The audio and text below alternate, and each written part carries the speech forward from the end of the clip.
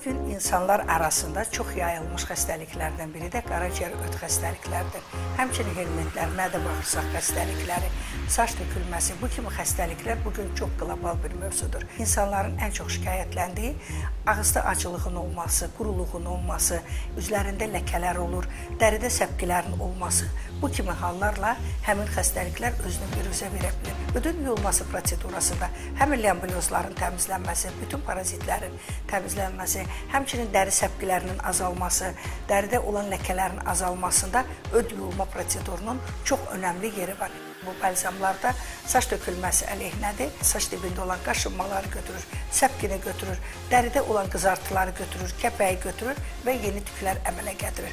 Bu fitoçayla helmintlərin, qurtların, qaraciyərin ödün tam təmizlənməsində tam effektivdir və zərərsizdir. Ümumiyyətlə, orqanizmdə olan bütün toksik maddələrin təmizlənməsində təbii vasitələrin əvəz olunmaz yeri var.